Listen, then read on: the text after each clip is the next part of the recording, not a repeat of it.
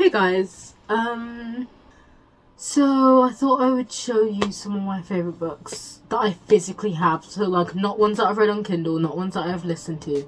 Some of my favourite books that I physically have. And these are going to be like some of my top books of all time. So, these are the books. I'm going to start because I don't want to drop all of them everywhere. Okay.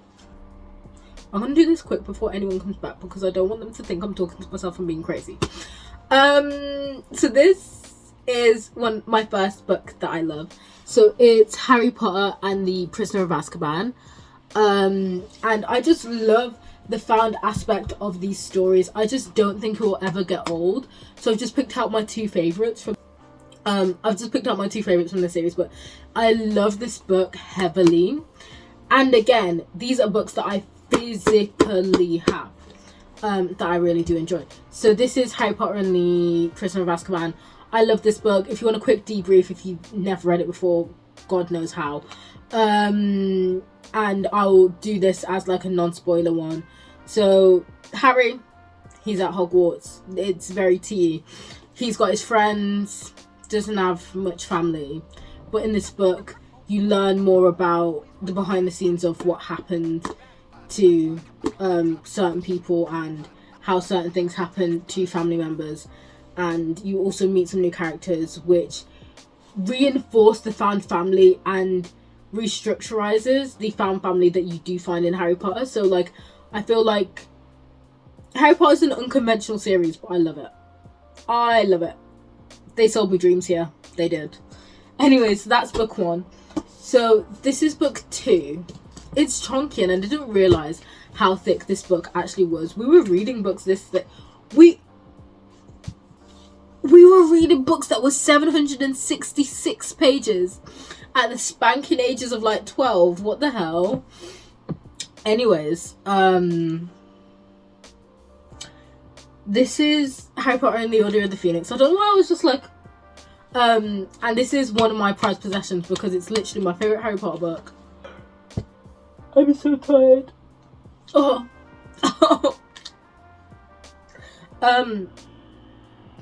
Bitch.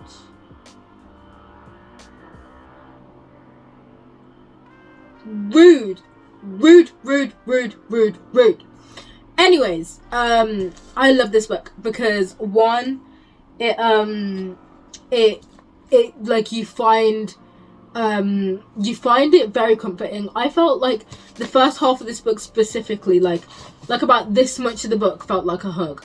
Like the characters that you meet and the characters and the lifestyle that you get from it. But like when you find out stuff about the blacks, that was quite upsetting. But I feel like the story itself, it felt like a hug at some points. So I loved it. Mrs. Weasley, she's a ride or die. She is a ride or die. A ride or die. I love her so much. So this is my second favourite book. So I'm going to keep within this universe and continue, and you'll understand what I mean if you've watched the films. So we have Madly Deeply by Alan Rickman. Now this is one of the first memoirs I'd ever written. By Alan Rickman, what the hell? I didn't write this. I am not him. I didn't write this. I read it. I didn't write it. But this is Madly Deeply, the Alan Rickman Diaries. And I think this book is so transparent because there's no like fudging it, if that makes sense. Like, it's literally diary entries throughout his life because he played Severus Snape in Harry Potter. He also played a character in Sense and Sensibility. Private Lives, My Name is Rachel Carey, and many, many more. He was a very versatile actor, and that's one thing that I love about him. This is basically, it's a memoir. So it's basically Alan Rickman wrote diaries throughout his life, diary entries, and people that were close to him published it because I think he did say that he wanted it to be published, but they basically published it, and it's like different years throughout his life, and you've actually got images from within his actual diary. So that's from Sunday the 30th of June. And then you've got like actual images from within his actual diary, which I find actually beautiful. So I love this. This is another one. So that's the third one. So as I said, we're keeping within the universe. I'm going to turn this way so it's not distracting. And this is the third one. I mean, fourth one. I cannot count. So this is Tom Belton's Beyond the Wand book, and this is from him talking about basically his experience as a child actor and stuff like that, and his life. But I really did enjoy it because I am a Harry Potter kid through and through, Potterhead through and through.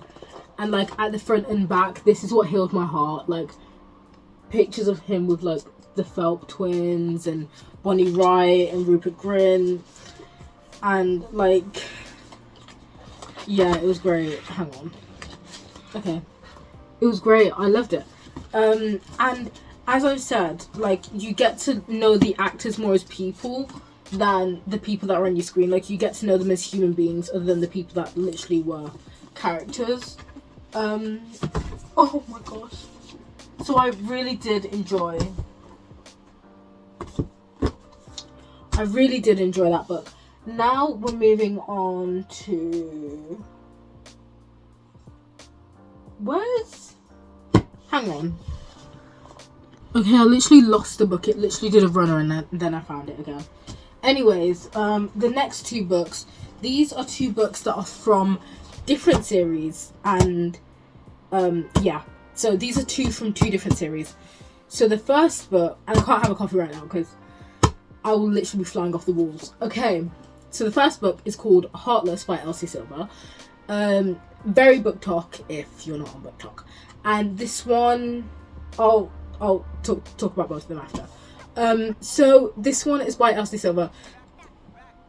This is the second book in the series. I really need that coffee. This is the second book in that series. So the first book is called Flawless. The second book is Heartless. The third book is Hopeless. The fourth one is Reckless. And the fifth one is... What the hell did I just say? Okay, so book one, Reckless. Okay, book one, Flawless. Book two, Heartless. Book three, Powerless. Book four, Reckless. Book five, Hopeless. Okay, I got it. So this is the second book. I would recommend reading it in order because you get to know the characters, and like each character is going to make different cameos and to understand the stories and everything and the family, and it's got a lot of the fan family aspect. So I really did enjoy this book. I think I liked it because the characters just sort of like, it was very interesting. However, it's a filthy book. I will not lie. It's a filthy book.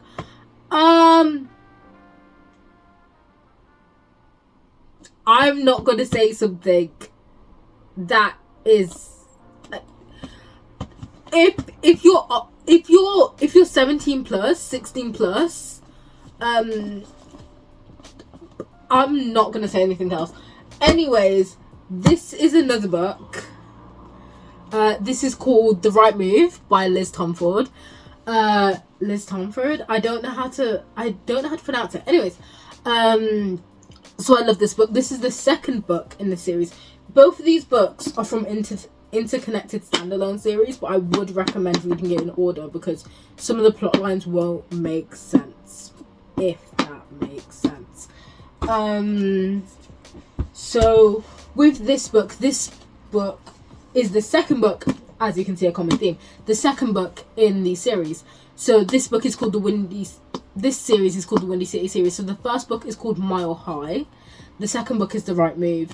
The third book is called Caught Up. The fourth book is Play Along. And yeah, I'm pretty sure the fourth is Play Along. I haven't read that one yet. But this is actually one of my favourite books ever. Again, it is... reader discretion is advised. This is not for someone below the age of 16, please.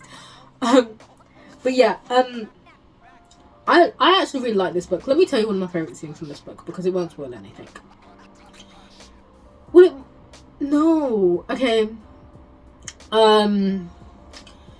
She likes cold coffee. He gets up early for work. And guess what he does? He leaves her coffee in the fridge, so it's at the perfect temperature for when she gets up. And she doesn't have to dilute it with all the ice. That's just... See, men written by women just makes me feel so depressed. It's not even funny. Like, what?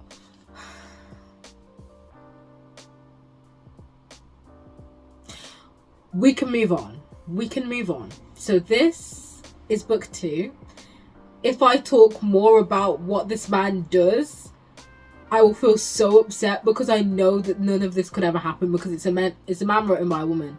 At the end of the day, people make standards too high. They make standards too high.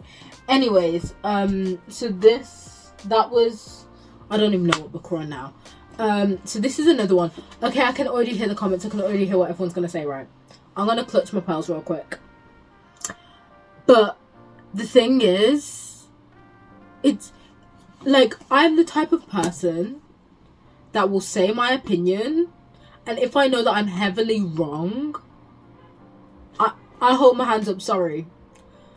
But if you have nothing nice to say, keep it to yourself. Okay, now we got that out of the way. I read this 2 years ago. Did really enjoy it. It's called The Seven Husbands of Evelyn Hugo. It's by Taylor Jenkins Reid. But this book is thoroughly enjoyable, I think. I read it in about 2 days, I think. But this is a really enjoyable book. So basically it's about this old Hollywood actress called Evelyn Hugo. It's a historical fiction. And she sits down for an interview. She had never done interviews really, like, since she stepped out of films, but she did sit down for this interview with this particular journalist, and she speaks about her life and aspects that no one in the public eye has actually heard about before, and stuff that people may not have known about her. And it really just shows you never judge a book by its cover, and some people may have had to do horrible things to rise to fame, and it's really like a very interesting story, which I actually enjoyed. And it made me think about all the people that have gone through Hollywood, gone through the music scenes, and what they've had to do to get there. People don't know everyone sacrifices to get and do what they've done, which I find quite interesting. Okay, so the next 2 books are the first 2 books of a series, and judging on how thick they are, you probably already know what they are. Binding 13 by Chloe Walsh. Okay, so I'm gonna shut the window. Okay, so this is Binding 13 by Chloe Walsh. Yes. Okay, I'm gonna read the author's note before I start talking about this book, because it is a book that deals with some heavy topics. Okay, so Binding 13 is the first installment in the Boys of Tommen series, and the first book for Johnny and Shannon. Hang on. They have 2 books. Johnny and Shannon have 2 books. Some scenes in this book may be extremely upsetting, therefore reader's discretion is advised. Because of its explicit sexual content and graphic violence, mature themes, triggers, and bad language, it is suitable for readers. I would actually go as far to say 16 plus, but Chloe says 18. It's also based in South Island, and the time frame is like 2005, so it's very like old in its way of talking and stuff, and some of the thoughts and themes are a bit further back. So Binding 13, it's Johnny and Shannon's story, and so is Keeping 13, as Chloe says. And these 2 books are, I would go as far to say, my favourite books right now. It broke my heart, as it literally shows a broken heart on this cover and a healed heart on this cover, because it really did that. And these books just tell a story that I didn't know I needed to hear and I needed to read. And it just kind of like, it makes you think and feel certain things, and like understand that not everyone maybe as privileged as you in certain aspects of their life and stuff like that. And the fact that Johnny had to understand that and Shannon knew that, like, it was a very interesting and healing story to read about, because it's true in some people's lives and it is heartbreaking. So yeah, finding and keeping 13 from the Boys of Tom and series. They also do have the aspects of found family. They do have multiple plots that like are quite intriguing, and some plots that are actually just down hilarious, like some of the funniest shit you'll ever read, funniest stuff you'll ever read. But yeah, like the characters like Gibbsy, I wish I had a Gibbsy in my life, like, yeah, Gerard Gibson. But yeah, love all of my books, but this last book isn't a book, it's a poetry, like it's a compilation of poetry. I don't think many people know about this. It's called Home by Whitney Hanson, and it's a poetry book that I've had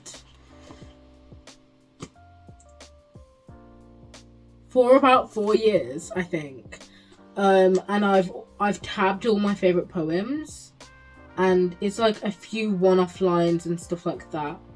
Wow. Sorry for the deep thoughts, like it went from I love Harry Potter to it really makes you think, doesn't it? I don't know why I've switched up the tone, and I apologize heavily, deeply, madly deeply, you might think. So I think this quote is appropriate for what I've been speaking about today. I love to read books. They're safe. If the plot becomes too messy, I can simply close the book.